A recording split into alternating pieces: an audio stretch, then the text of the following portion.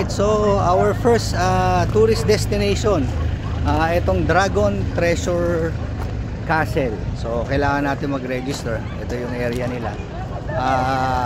Nag-park tayo dun sa baba, 50 pesos, saka meron 150 pesos na parking.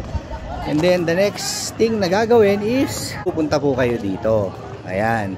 So pupunta dito, ticket fees, adult 165, senior PW student 132, baby 1 year old below libre. So ayan. So ito yung kanilang registration area. So after registration, shuttle and stamp area. May nag-guide naman, shoutout kay ate. Ayan. So papasok tayo dito sa kanilang area. Tapos nagpaalam tayo, yung may dalang drone, pwede daw magpalipad. Basta wag nakakaabala sa ibang visitors. So eto na yung shuttle area. Kasama na yata yun dun sa binayaran na 165 pesos. This is the area ng Dragon Castle. Ayan. So magbangon kayo ng maraming energy rito. Akyat baba.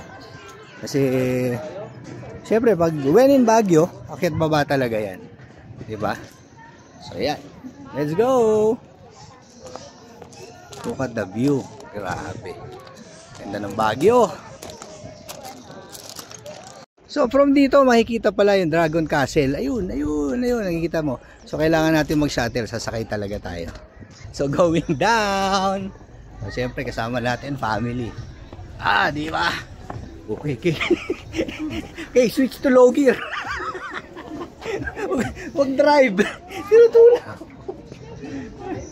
Low gear. And then dito, yung mag-feed ng rabbit for only 50 pesos. Ay, they're biting, do not touch. And then, ito yung shuttle. May number na binigay, boy. So, ito yung van.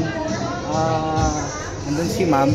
Bibigay nyo yung registration nyo and then you will get a number para makapila sa shuttle. So, ayan. Stamp. So, kailangan nyo ibigay yung stamp nyo dito.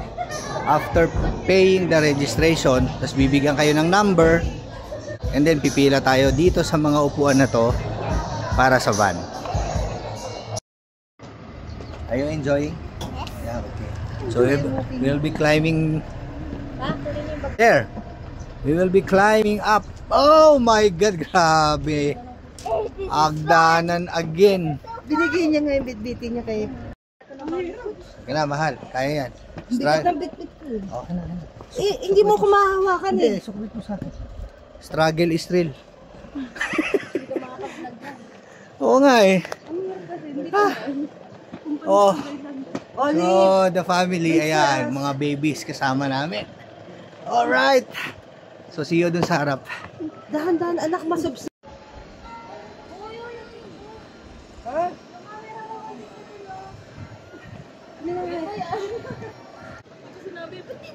Alright, so ayan ang entrance.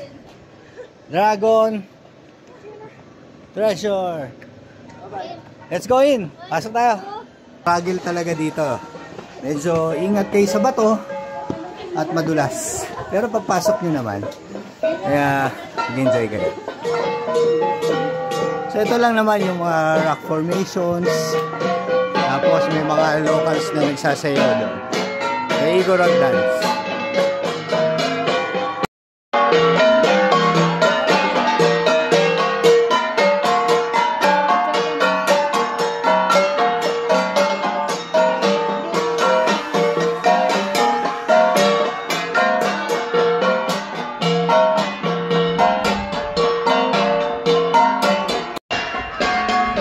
Ganda ng view, grabe. Only dito. Oh, yan.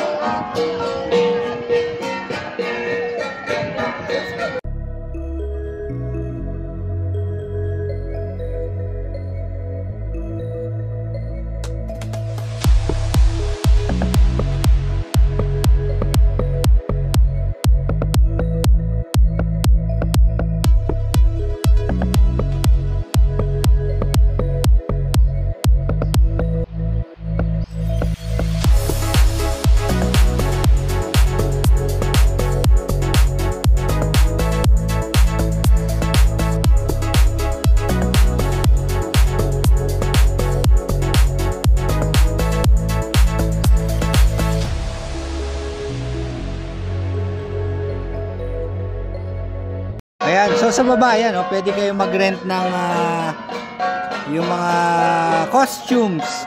Ayan, doon. Ayan, oh, may mga costumes kayo ma-rent dyan. Siyempre para souvenir yan, di ba? Na nakarating kayo dito sa Dragon Treasure. So, ikot tayo. Actually, paikot lang to eh. Itong ayan. So, itong part na to, meron pa rin dito. Ayan. May kabayo na dyan. So, dinidevelop pa rin to. Ayan, merong rock formation doon. Lang sa gitna. Ayan. So, doon tayo galing. Ayan, nandun yung entrance. So, ito yung sa baba. Ayan. Diba? So, may photographer dyan. What's the name of your horse, Olivia? Bubbles pala. Bubbles! Ayun ang tawag ko sa apo ko, Bubbles. Oh, what's that? Oh, you wear that. Olivia, look. Wow! You're a native Indian. Wow! Picture, ha? Alis smile. Picture. Picture. Oli, do this. You do this. Wait, turn. Alright, so pag nandito kayo sa Baguio, kahit saan, Dragon Treasure, suportahan nyo yung mga locals. Kagaya ni Kuya, pa-picture kayo sa mga aso nila. Siyempre, yan yung mga attractions. Dito rin, ayan, oh. Parang lalagyan yung ulo mo doon, di ba? So, ayan. And then, nagpa-picture yung aking apo dun sa kabayo. So, support natin yung mga attractions dito sa Baguio. Di ba? Kasi, malaking tulong yan sa dito sa business, di ba? Ganun naman talaga. So support local. Okay. So nandito ako sa yung sa kabayo. Si Kuya, isa local, kumaga taga dito. Tinanong ko kasi, siyempre ayaw natin pag nasa ibang lugar tayo kung basta tayo tatawag na igorot ka, di ba yung mga ganun. So tinanong ko sa kanya, hindi naman daw disrespectful yon, Kuya, tama-sama kita. Ayan si Kuya. So pwede natin tawagin lokal, native, o igorot, di ba? So yun lang, kasi siyempre dapat careful tayo lalo na sa kultura ng bawat lugar na pinupuntahan natin, na hindi tayo makakasakit ng damdamin, kasi siyempre dayo tayo dito, di ba? At iingatan natin ang kanilang kultura at yung buong Baguio at native, di ba? Bawal magkalat. Tapos suportahan nyo si Kuya. Ayan, dito 50 pesos para sa picture, di ba? So bigyan nyo ng tip para naman siyempre, di ba? At baka nag-aaral pa si Kuya. Di ba? Malaking suporta yan sa bawat lokal o native ng Baguio. Dito tayo dadaan sa Biak na Bato. Ayan. Whoop. Ayan ang dadaan. And let's go. Diba? Sabi nung lokal dito, ito daw rock na to, talagang ito na siya. So ginawan lang nila ng daan. Siguro sinave lang nila ng konti to para magkaroon ng daan or yung attraction nila dito. Di ba? So, kaya hawa ka lang sa akin. Right. Oh! Go, go, go! So ayan, di ba? Ang ganda. Go, go, go! It's a friendly naman. Okay, yung struggle is real. Pero dito may exercise ka dito. Pag Olivia is enjoying. There's fog already. So dito naman pagbaba natin, meron naman comfort room. So bago kayo sumakay ulit dun sa shuttle going back kung saan tayo nanggaling sa registration, CR muna tayo. Diba? And then meron din kayo mabibilang tubig, pwede kayo magugas ng kamay, may sink. Alright, so ito yung CR dito. So tingnan nyo kung gaano kalinis. Diba? Ayan. Oh. So sulit, babayad kayo 10 pesos para maintain itong CR. O pagkatapos yung mag-CR, suportahan nyo yung ice cream ni Manang. Diba? 50 pesos. Anong flavor ating? Strawberry avocado. O syempre strawberry ang flavor. 50 pesos, diba? Bili kayo para makatulong tayo sa business nila. Diba? Diba? Para sa ano yan, sa pag-uunlad, di ba? Hindi, siyempre support local. Lahat ng daanan natin kahit paano, suportahan natin.